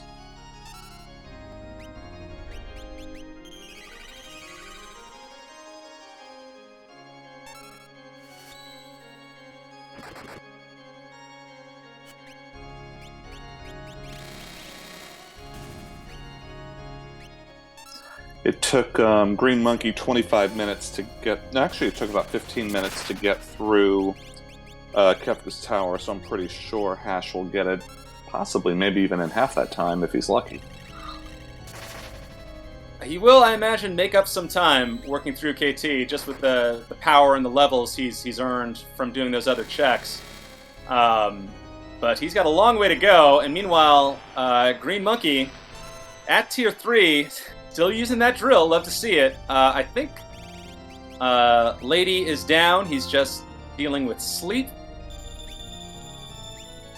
He's got to get some stuff going on there. I mean, if something really strange happens and Green Monkey has to reset out of this, then we'll definitely have a race going on here. But right now, it's pretty much Green Monkey's to lose at this point. Uh-oh, Pat Monahan special.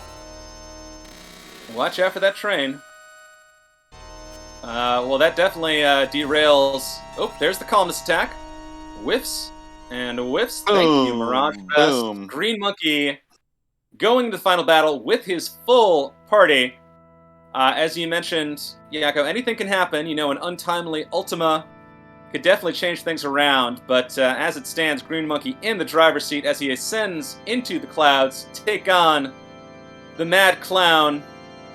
The Mad Angel, the man who destroyed the world, the man we love to hate, man we love to just drop huge damage on in this final battle. It is Kefka himself. And I believe Kefka is also performing at the Hard Rock Live on February 12th, if anyone's interested. He will, yeah, you know, he's got a club hit in Dancing Mad. It is a pretty fun final boss fight song. Yeah, hey, number one with a bullet. More like Fallen One with a bullet. Ah. Fallen One was the follow-up hit. Yeah, right. There is Fallen One, reducing the entire party's hit points to uno. No Mega Elixir to quickly remedy that. Oh, yeah, that's right, because he didn't fight Magic Master. Yeah. And actually a little low on healing in general. So, you may be having to pick party members up when they get knocked down. Alright, Chumbawamba time. Yeah, right. As Edgar continues to drill. Has to unmute those muted party members if he wants magic. Yeah, that's going to take a little bit of time. I mean, at least on Edgar, he can just drill and you don't have to worry about either blind or mute with the drill. Yeah, it looks like he's recovering from Fallen One in a pretty good spot. Havoc Wing is a physical attack, so of course it misses. Mirage Vest is really the MVP so far, doing just incredible work. As Realm, of course, also does incredible work. The Murder Child pulling out Tier 3 spells. Celis also dropping numbers. Another Havoc Wing whiff. Yes. And just looks pretty in winnable. hand for Green Monkey, yeah. Yeah, we're just waiting for the big hit from Kefka, Goner.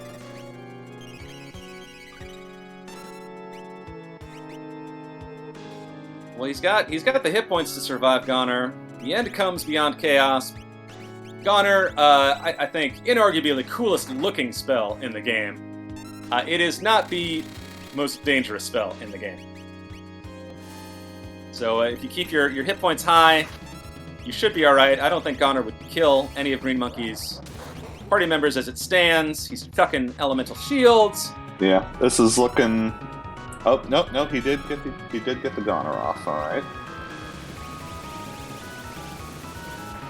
I mean, again, looks badass. Very cool spell. That's 1994 graphics for you right there. Oh, yeah.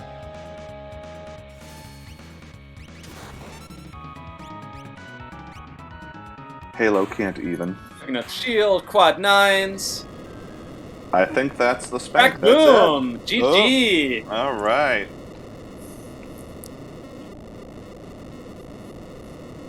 That is game, and All right. Green Monkey finishes in first place with an official time of 1 hour, 52 minutes, 47.6 seconds. Yeah.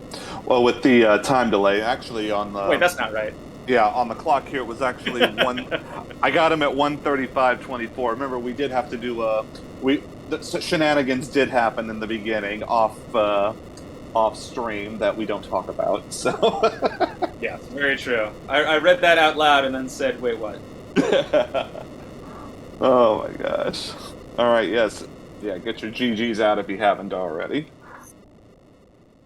But yeah, very strong run, especially given the setbacks that Green Monkey had. Remember, he wiped at the Opera House, eventually left the Opera House to go do some other looting. Yeah. I think like twice he wiped on Opera House, but like he had a quick win with Goddess, and he was able to get through Magitech pretty quickly there. Yeah, definitely finished strong.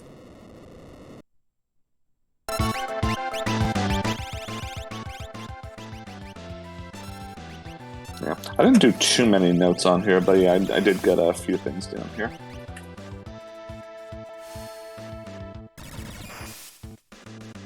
All right, those Thunder Rods are definitely coming to use against Air Force because he is weak to lightning, so that should be pretty quick there.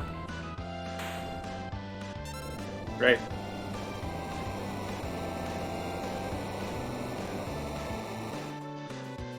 Yaka, do you know how to work the magic of getting Green Monkey into our voice chat so we can debrief, talk about the race? Oh, that is a good question. We're about to find out. Okay. Oh, I think he's here. I think there he is.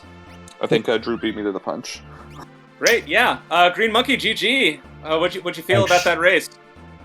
It was weird. A few things I didn't notice.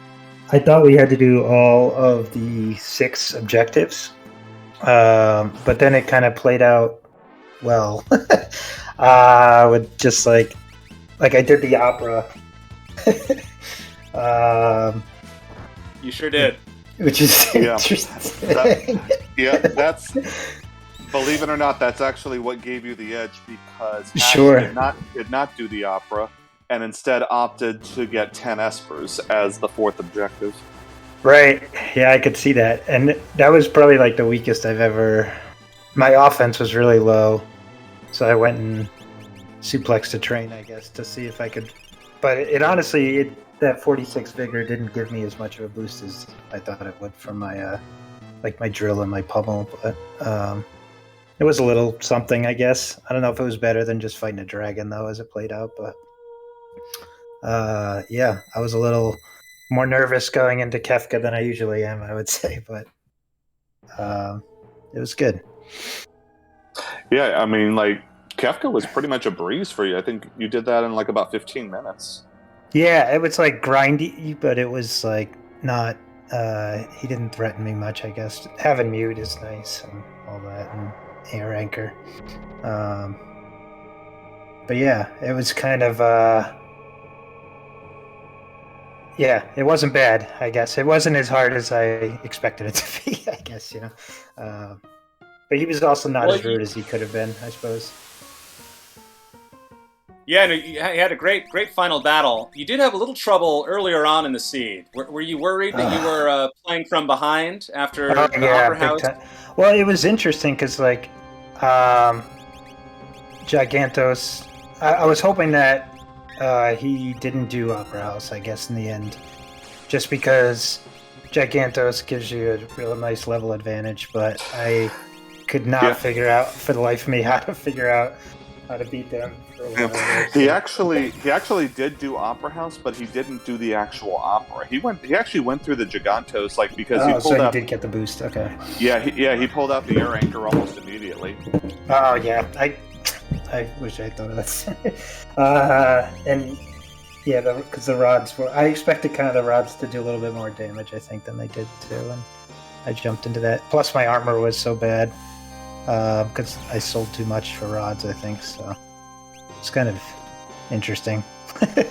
A little bit of some learnings and stuff like that for sure.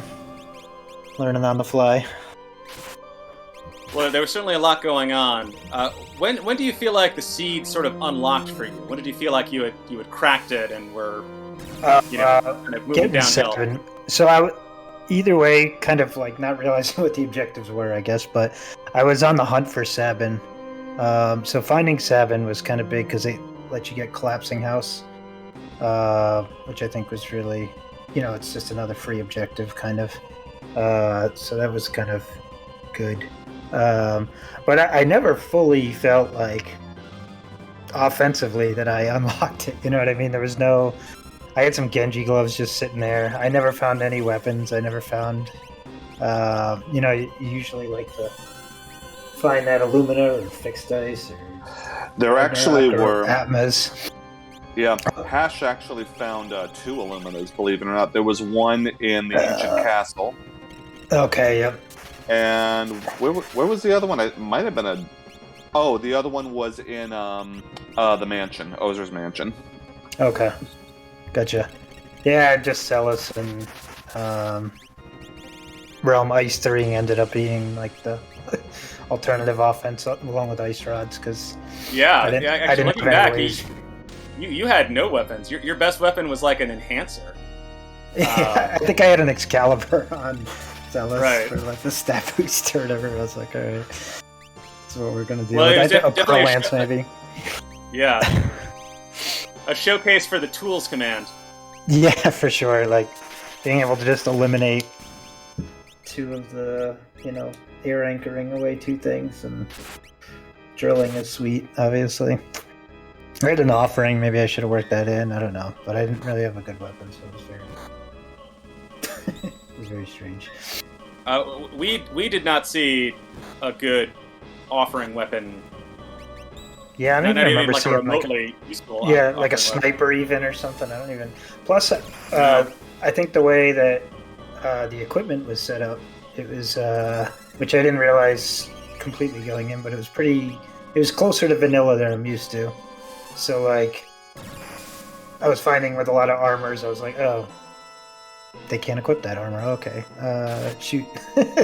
There goes that plan. I had like a tabby suit in my inventory. I was like, okay, that's not doing anything, I guess. And so it was kind of, it was like you might have found the weapon and then not found the person for it or something.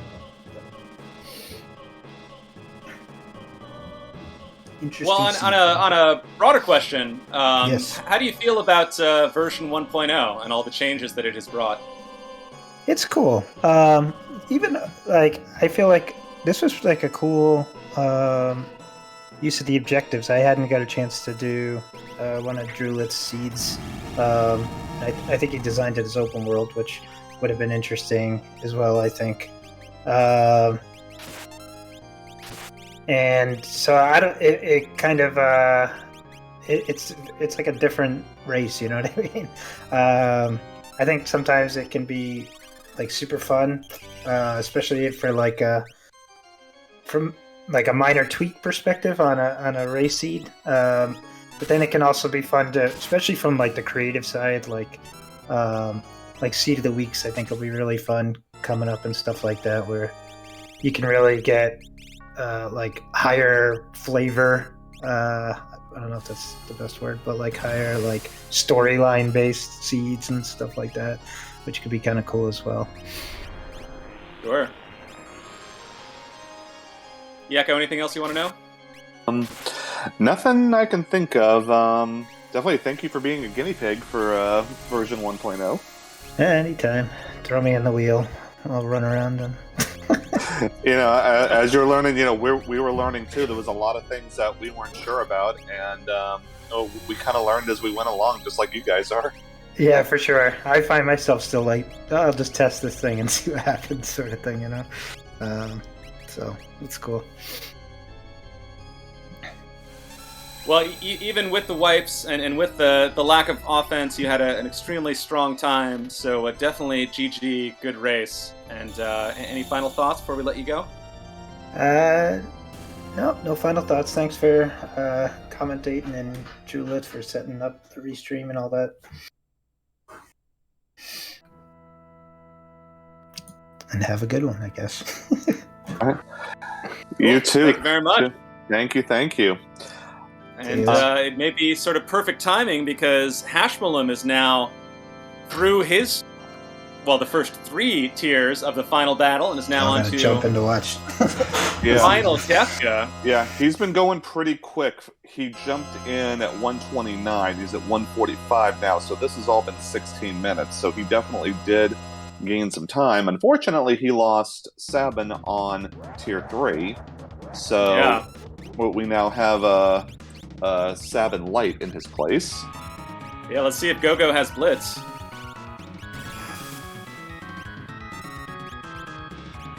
One advantage is he will have the Mega Elixir when it comes to the Fallen one, because he did beat the Magimaster. Very true. And Gogo does have Blitz, so does have Bum Rush, which even in Gogo's hands is still an extremely potent weapon, as we see doing almost 9,000 damage.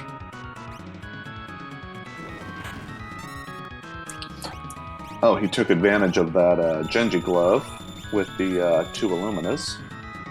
But unfortunately... Yeah, Edgar does get smacked. Yeah, it takes a smack in the face to as part of a thank you for that. But luckily those extra Espers, he does have life too.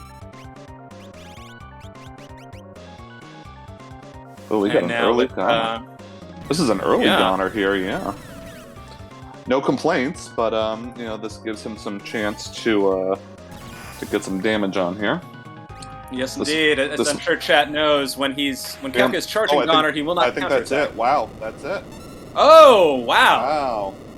Wow, his entire tower, including the final battle, took 18 minutes. Wow, nice.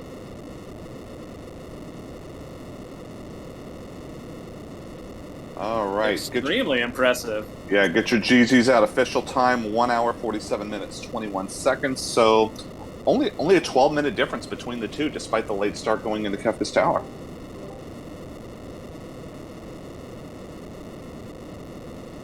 Yeah, was it, at the end of the day, was it really the Opera House difference? Green Monkey doing the Opera House cinematic? And I think it was, because he had to do a whole bunch of extra checks just to get the 10 Espers. But yeah, all that time gave him 18 minutes, whereas Green Monkey did 27 minutes. But still, unfortunately, I guess missing that Opera House check was really the key in this race. Yeah. Probably gonna do that interview thing now. Yeah, well, that is I guess the end of our head-to-head community race. We'll see if we can get Hash in here. Hashmalum, GG. Congrats on the run. Still a very, very impressive time overall. How did you feel about that seed? So I went in with no plan, and that was obviously the wrong call. So I should have had some kind of plan. It took me way too long to get those final requirements for Kefka's tower, and if I look back, there were probably some easier requirements that I could have completed instead of searching for that final Esper and only finding characters. Yeah, I think what happened was Green Monkey did the actual opera, and I think that was definitely the difference there, because he actually went into Kefka's tower at 108. So that was really way sooner than me. Yeah, but you just breezed right through Kefka's tower. From the time you entered to the final blow, you did it in 18 minutes. Yeah, that's what Jeremy posted on my stream. I mean, we had everything with the vigor and magic power bonuses and all the rods and 2 Illuminas on Edgar. I mean, I wasn't really worried about anything that was in Kefka's tower. Already killed Magimaster, already killed whoever else, Tritalk or anyone else that could have possibly given me a challenge, but especially extremely clean KT. You did have a few troubles early, though. What were you thinking after that goddess fight? Oh my heavens. I didn't know what to do. I was like, okay, I've got no other checks that I could do except Kefka and Narsh. I hope that wasn't the right play to go do that early, Yeah. because I obviously didn't Yeah. decide to do that. Neither So one I of you just did went it. looking- So Oh, yeah. okay. So we don't know if it was or not because neither one of you did it. But yeah, I just went goddess. looking for a rage ring so I could just ignore all that lightning damage and finally settled on a wall ring. But then my second fight went smoothly like the first one was supposed to. Getting the pearl rod off and killing it quick. Oh, I'm thinking of Chatternook. Yeah, but Well, then when Goddess, I was like, yeah, okay, well I Chatternook won't do this. I'll go do Edgar's checks, no problem, and I can come back to Chatternook. And then it was Goddess, and it's like, oh, give me a break. Yeah, and, So- and unfortunately, the Thunder Shield was in the castle. Yeah, I Instead- definitely had a hard eye roll when I found that. Yeah, yeah. I was like, I think we could hear your thoughts when we saw that. If I had just went there first, done the quick free check and grabbed that shield, then I wouldn't have had anywhere near the problems because it was both Goddess and Chatternook that were doing lightning damage and killing me. So Yeah.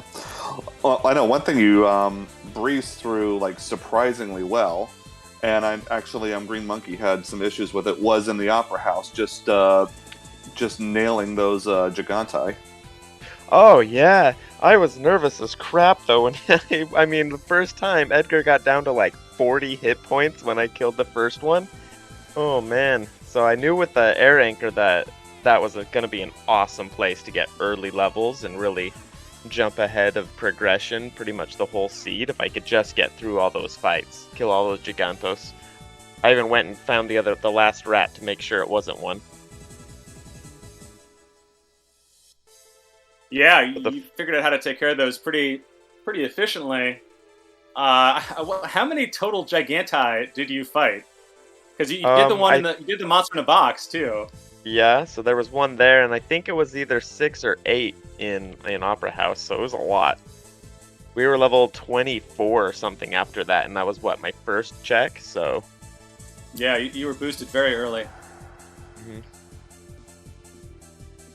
Well, I think ultimately it was the Opera House check, I think, that made the difference. I think Green Monkey did the opera cinematic. Mm-hmm. And yeah, I saw that was an option to go to Kefka's Tower, and I was strong enough, but I was like, nah, maybe I'll find some calmness protection if I just get some quick espers, and then I did not get quick espers. There was no calmness protection to be found, other than Mirage Vests. Right, Mirage Vests or double Illuminas or beads on Yeah. Realm. I want to make sure Realm stayed alive, so I threw beads on her, but yeah, that's all we had. Yeah, I think Green Monkey went to Zen and just bought a whole bunch of Mirage Vests before going in. Oh, nice. That's a good idea, too. I was like, like I was saying in the commentary, that's something I learned by accident because Mirage Vest was the best armor I had in one seed, and I found it very useful in the final battle. Right, for sure, yeah.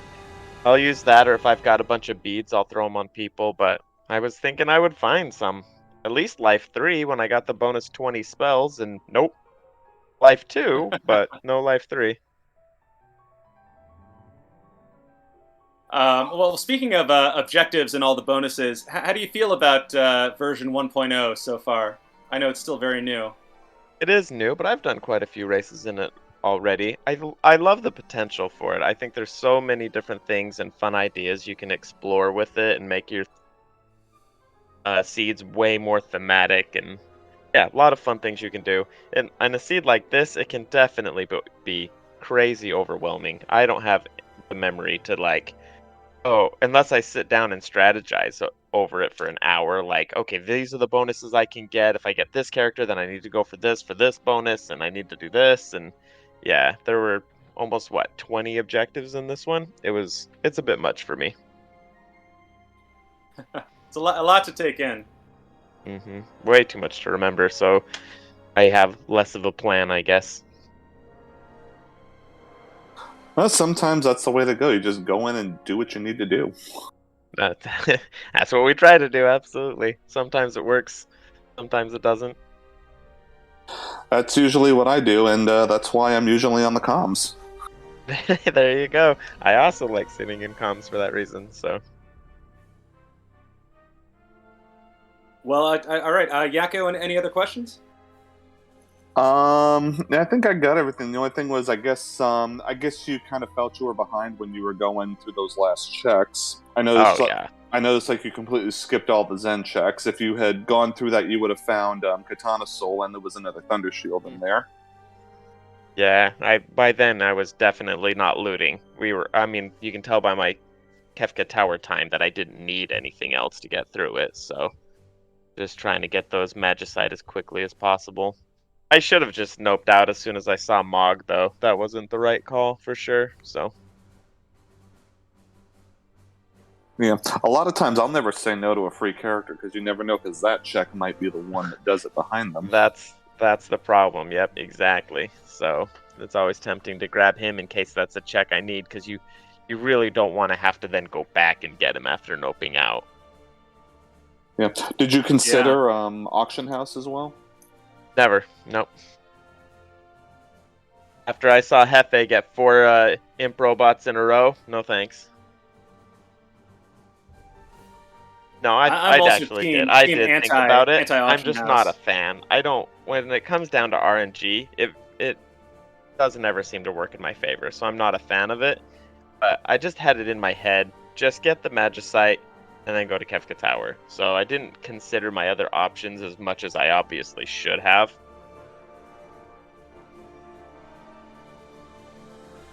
Yeah. Well, that's pretty much everything I had on my notes. Any final thoughts?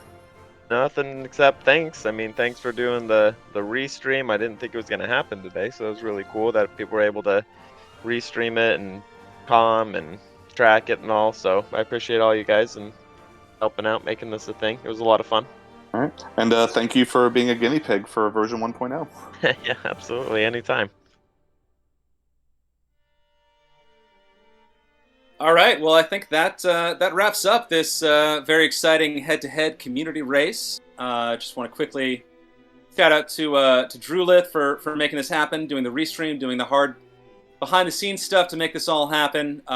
Thanks again to Hashmalum and Green Monkey, two very talented Worlds Collide racers. Definitely give them a follow if you want to see more Worlds Collide goodness. Definitely follow this channel if you want to see more Worlds Collide races, because that's what we do here.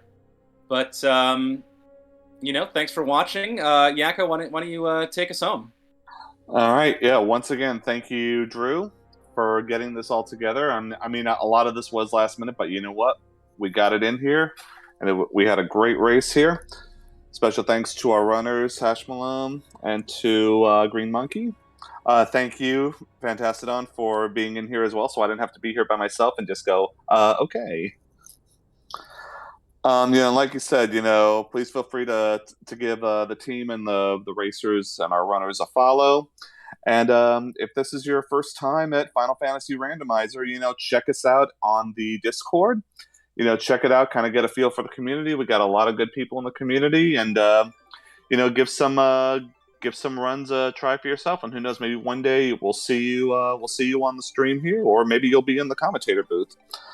Until next time we're here. This is Yakko Wacko saying goodbye, nurse.